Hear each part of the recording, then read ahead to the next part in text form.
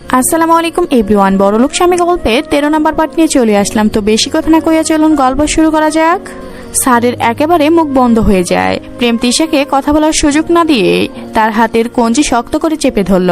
তাতেই কুকড়ে উঠল তিশা।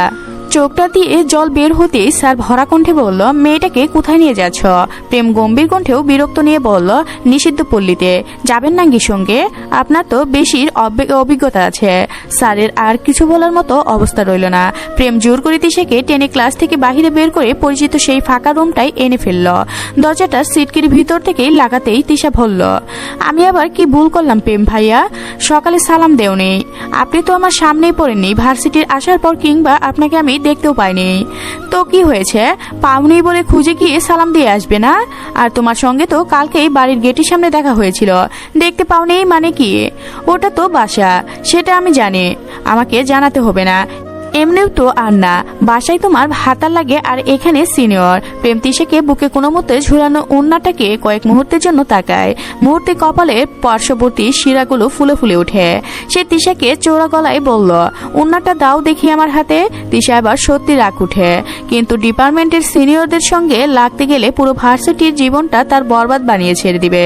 এমনিতেই প্রথম দিন এক সালামের জন্যই আজ এত কিছু। না জানি এই ঝামেলাই কবে শেষ হবে। তিশা চুপ করে নিচের দিকে তাকিয়ে চাইতেই প্রেমের মেজাজটা আরো অভিমান চওড়া হয়। এই তুই কি ওড়না দিবি? জুনিয়র ভাইয়া সরি বললাম তো, বলতেছি এই তো আরেকটা ভুল। তিশা নিচের দিকে তাকিয়ে গুটিয়ে যেতে প্রেম উঠে এসে তার গায়ে থেকে অনুমতি ব্যতীত ওড়নাটা গায়ে থেকে ছিনিয়ে নিতেই হাতিয়ে চেঁচিয়ে ওঠে। তিশার তখন লজ্জা আর রাগের মিশ্রিত অনুভূতি হচ্ছে, একই সঙ্গে ঘৃণাও তো কম নেই চোখে। তিশা একটা ঢুক গিলে বলে, আর হবে না ভাইয়া, ওড়নাটা দয়া করে দেন। দয়া তো প্রেম করতে জানে না শোনা। প্রেম কি একটা ভেবে হঠাৎ করে তিশার দিকে ওড়নাটা এগিয়ে দিতে সে খুশি হয়ে যায়। এক হাতে প্রেম ওড়নার এগিয়ে দিয়ে ডান হাত একখানা এগিয়ে দিয়ে বলে, জুতাটাও ময়লাই লেগে গিয়েছে, একটু ওড়নাটা দিয়ে পরিষ্কার করে দাও তো শোনা। কিন্তু প্রেম তিশাকে কথা বলার সুযোগ দিল না। চোখটা রাঙাতেই ভিতরে রাগে গটগট করা তিশা ওড়নাটা হাতে নিয়ে ঝুঁকে বসল। জুতাটা একটু মুছেই তিশার দিকে তাকিয়ে গম্ভীর দৃষ্টি গেল। কেমন যেন লাগতেই বলল, এই সোজা হ, এবার ওড়না দিয়ে জুতা মুছিয়েছি, পরের বার এই ওড়না দিয়ে নয়তো তুমি এমন কাজ করতে বাধ্য না করে যেন ওড়না দিয়েই ফাঁসানোর জঙ্গে ঝুলতে হয়। আর হ্যাঁ শোনো, ওড়না সামলে চলাফেরা করবে, তুমি বাচ্চা নাও যে ওড়না কেউ সামলাবে। তিশা মাথা নিচু নামিয়ে তখনও কেবল বলে জবাব দেয়। তাতে প্রেম খুব একটা খুশি হতে পারে না। সে তাড়াক করে তিশার গায়ে থেকে ওড়নাটা নিয়ে ফোন দিয়ে একটা ছবি তোলে, কাকে যেন পাঠায়। তিশা কিছু বুঝে ওঠার আগেই বলে, আজ কি হয়েছে? কথা মুখ দিয়ে বের হচ্ছে না কেন? সকালে খাওনি? এই হ্যাঁ, শোনার জন্য প্রেম এখানে আসেনি। তো কি শুনতে চাই ভাইয়া? আপনি যা শুনতে চান তাই বলবো।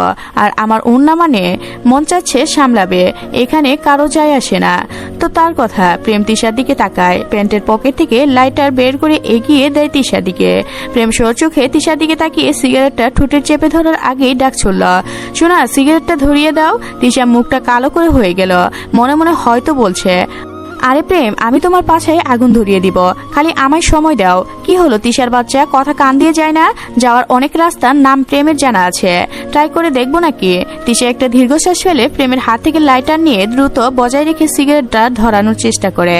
তবে দূরত্বটা একটু বেশি হয়ে যাওয়ার ফলে চেষ্টা করেও পড়ছে না। প্রেমের দৃশ্য চোখে মোটেও হাসি পায় না। তাকে মানুষ শেষ করবে হাসতে হাসতে দেখেই মনে নেই। প্রেম তিশার হাত ধরে তাকে নিজের কাছে টেনে আনে। তিশা ভারী নিঃশ্বাস তার গায়ে পড়তে প্রেম চোখে চোখ রাখল। নীরবতা ভেঙে হঠাৎ বলে উঠল, গরম নিঃশ্বাস আমার গায়ে পড়লে তোর নিঃশ্বাস নেওয়ার পথ আমি বন্ধ করে দিব। আমার গরম নিঃশ্বাস সহ্য হয় না, সো নিঃশ্বাস দূরে রেখে ফেলে নয়তো অফ করে রাখ। তিশা মুখ বুজে কেবল সহ্য করছে। ভার্সিটির সিনিয়রের সঙ্গে ঝামেলা করলে স্যাররাও আসে না বাঁচাতে। তাই তিশা সারা রাত ভেবে ঠিক করেছে প্রেম নেওয়াজের সঙ্গে তোকে যাবে না, কারণ সে যে নড়াচড়া হবে তার গন্ধ ততই ছড়বে। সব কথা মেনে চললে একসময় প্রেম নিজেই বিরক্ত হয়ে তাকে বিরক্ত করা ছেড়ে দিবে। তাই এই পেঁচানোর দরকার নেই, জিলাপির মতো। তিশা সিগারেটটা ধরিয়ে দিতেই প্রেম লাইটার কেড়ে নিয়ে তাকে দূরে ঠেলে দেয়। তারপর তারই দিকে চেয়ে ধোঁয়া ছাড়ে। হাতের ওড়নাটার দিকে একবার তাকিয়ে দেয়, সেখানে আগুন। তিশার মনেও নেই ঠিক এমনকি আগুন জ্বলছে, কারণ সে ভাবতেও পারেনি প্রেম তার ওড়নায় পুড়িয়ে দিবে। ওড়নাটা তার কি এমন ক্ষতি করেছে? কিছুক্ষণের মধ্যে কেউ একজন রুমের ভিতরে নক করতেই প্রেম উঠে গিয়ে দরজার সামনে ফাঁকা করে একটা শপিং ব্যাগ নিল। সেখানে থেকে একটা একরকম দেখতে ওড়না বের করে প্রেম তার শরীরে ভালো করে জড়িয়ে দিয়ে বলে, গলায় ঝুলানোর জন্য ওড়না দেওয়া হয়নি, যেভাবে ওড়নাটা পরিয়ে দিয়েছি তেমনই যেন সবসময় থাকে। এখনো ভালো করে ছেলে মেয়েরা পড়ালেখা করতে আসে, ওড়না এমনভাবে গলায় ঝুলিয়ে চলাফেরা করলে নোংরা পট্টির মেয়েকে অথচ এখনকার পরিবেশ নষ্ট করবেন। তিশা তখনও নিচের দিকে তাকিয়ে আছে। এই লোক তাকে ছোঁয়ার বাহানা করে কখনো ছুঁই না। তিশা একটা ঢুক গিলে বলল, এবার আমি আসতে পারি কি? আসল কাজই তো করলাম না, এত তারা কিসের? ডায়রিয়া আমেশা কিছু হয়েছে কি? হলে স্যালাইন আনিয়ে দিচ্ছি, তবুও কাজ না করে ছাড়ছি না। কি কাজ? আগে শার্টটা তো খুলতে দাও, তারপর বলছি। তিশা একটু ঢুক গিলে বলল, মানে? ছাউনিটার চারপাশে শহরের বিশৃঙ্খলা আবহাওয়া। পুরন ঢাকার সরু রাস্তাগুলো বৃষ্টিতে ভিজে চকচক হয়ে আছে। দুই পাশে পুরনো দালান, কাশি থেকে টুপটাপ করে পানি ঝরছে। লোহার গেট আর জগন্নাথ বিশ্ববিদ্যালয়ের লালচে দেওয়ারে বৃষ্টির পানিতে আরো গাঢ় হয়ে উঠেছে। গেটের সামনে জমে থাকা কাদা মাখা পানিতে রিকশার ডাকা উঠেছে বরাবর। রাস্তার পাশে সারি সারি ফুচকা চটপটির দোকান, বৃষ্টিতে ওদের টিনের ছাউনি থেকে পানি গড়িয়ে পড়ছে। দোকানদারেরা তাড়াহুড়া করে ভিজে পলিথিন নিয়ে রেখেছে খাবারের ওপর। একপাশে চায়ের দোকান, কেটলির ধোয়া বৃষ্টির ভেজার সঙ্গে সঙ্গে মিশিয়ে যাচ্ছে। গরম চায়ের গন্ধে ভিজে মাটির গন্ধ আরো তীব্র হয়ে উঠছে। ছাউনিটার নিচে শ্যামলার মতো আরো কয়েকজন দাঁড়িয়ে, কারো হাতে বই, কারো হাতে ভেজা ছাতা। অটো আর সিএনজি চালকরা সুযোগ বুঝে বেশি ভাড়া হাঁকছে। ভাই, বৃষ্টি কম ভাড়া যাব না। চারদিকে পানি জমে যায়। গাড়ি, রিক্স, হর্ন আর পানির ছিটকে একসাথে মিশে শহরে নিজস্ব কোলাহল তৈরি করেছে। আকাশটা ভারী ধূসর, সূর্যের আলো একটু নেই, হাওয়াটা কেমন ঝাপসা, কিন্তু বৃষ্টির জন্য খানিকটা স্থিরও আছে। ছাউনিটা পুরো লোহার তৈরি, ওপরে টিনের, চারপাশে আধা ভাঙা দেওয়াল। বৃষ্টির পানি টুপটাপ করে ফুটা ফুটা পড়ছে ছাউনি থেকে। কিছু জায়গা চুয়ে ভিতরেও ঢুকছে। ভিতরে দুটো লম্বা বেঞ্চ আছে, কাঠের রং মলিন হয়ে গিয়েছে, কোথাও কোথাও ভিজে পিছলিলে। চারদিকে সাতার গন্ধ। এক কোণে বজ্রপাতে জমে থাকা কাদার মিশ্রিত সঙ্গে গিয়েছে। সে বেঞ্চগুলো দখল করে বসে আছে কিছু বকাটে ছেলে। ওরা এখানে প্রায় আড্ডা দেয়, সিগারেটে ধোঁয়া ছাড়ে, উঁচু গলায় গল্প করে। আজ বৃষ্টির কারণে আরো খামখোয়ালি হয়ে উঠেছে। শিমলাকে ভেজে কামিজ দিয়ে দাঁড়িয়ে থাকতে দেখে ওদের চোখ চকচক করে উঠল। একজন মুস্কি এসে কনি দিয়ে পাশের জনকে ঠেলে, দেখ দেখ ভিজে গিয়েছে পুরোটা। আরেকজন সিগারেটের ধোঁয়া ছাড়তে ছাড়তে বলল, ছাতা নাই বুঝি? আমাদের ছাতার নিচে আসলে তো ভিজতেই হতো না। তৃতীয় জন একটু জুড়ে হেসে উঠল। ওইখানে দাঁড়িয়ে থাকলো আরো ভিজবে। কাছে এসে গরম গরম করে গল্প করলেই তো পারে। আমরা তোমায় শুকিয়ে দেবার ব্যবস্থা করব।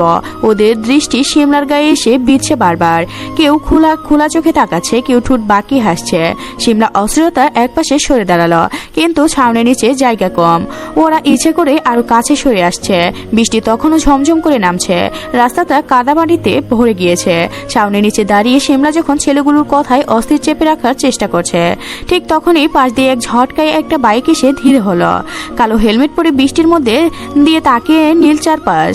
সে আর কেউ নয়, অঙ্কুশ আর আফনান। ছাউনির ভিতরে হাসাহাসি আর শিমলার তীব্র মুখে একসঙ্গে তার চোখে ধরা পড়ল। বাইক থামিয়ে হেলমেটটা সামনে খুলতে চোখ মুখ রাগে ঝলক দেখা গেল। ভিজে চুলে কপালের ওপর লেপটে আছে, তবুও তার দৃষ্টি গাঢ়। অঙ্কুশ বাইক থেকে নেমে শিমলার দিকে এগিয়ে গেল। শিমলার চোখে তখন ভীষণ আর সস্ত্রতা একসঙ্গে। বেঞ্চে দাঁড়িয়ে থাকা ছেলেরা হকচক হয়ে গেল। কিছুক্ষণ আগে যারা হেসে খুনসুটি করছিল, তারা এখন কেমন গম্ভীর হয়ে একে অপরের দিকে তাকাতে লাগলো। অঙ্কুশ এসে একটা ছেলের হাতে ঘড়ি দেখে বলল, ও হে জুনিয়র, তোমার ডিপার্টমেন্ট কি? আর সামনের মেয়েটাকে তৎক্ষণাৎ ভালো লেগেছে। ছেলেগুলোর বুঝতে বাকি আর রইল না, ক্ষমা চাওয়া শুরু করলো। তাতে কি আর অঙ্কুশের মন ভরে? দু চারটার কিল ঘুষি দেওয়ার জন্য তো একেবারে ফরজ কাজ করা চলে গিয়েছে। সে তাই করে। সে আঘাত করতে গিয়ে হাতটাও কেটে যায়, তবুও পুনরায় আবারও অঙ্কুশ করে। সে শিমলার সামনে এসে গম্ভীর গলায় বলল, চলো, বৃষ্টি থামার অপেক্ষা করার দরকার নেই, আমি নিয়ে যাচ্ছি। শিমলা আতিবাতি করে বলল, মানে তুমি আমার সঙ্গে যাবে?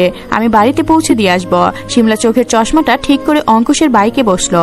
অঙ্কুশ বলল, হাতটা কাঁধের ওপর রাখো। আর শোনো মেয়ে, একদিন বৃষ্টিতে ভিজলে মহা ক্ষতি হবে না, অসুখ করবে, তবুও চলো একসঙ্গে ভিজবো, একসঙ্গে অসুস্থ হয়ে ব্যথাগুলো একসঙ্গে অনুভব করে তীব্র জোরে তোমাকে যাতে আমার বারবার মনে পড়ে, কেবল এইটুকুর জন্যই আমার যে প্রেমবদ্ধির বড্ড প্রয়োজন। শিমলা সেই কঠিন কথার কোনো সহজ মানে খুঁজলো কিংবা কখনো খুঁজে তা জানা নেই, তবে তার ঠোঁটের কোণে হাসি ঠিকই পড়ল। তিশা ক্লাসে এসে হাঁপিয়ে শেষ ক্লাসে আজকের মতো, এখনই লেকচার শেষ হয়ে যাবে। এখন আর প্রেম ভাই তাকে ছাড়লেও ছাড়তে পারবে না। শার্টটা খুলে এই লোকের পিঠে মুখ লাগিয়ে তৃষাকে দিয়ে মালিশ করিয়ে নিল পিঠটা। কেবল কি তাই, কপালটাও মালিশ করিয়ে নিয়েছে, চুলগুলো টেনেও নিয়েছে। এটা কি জীবন!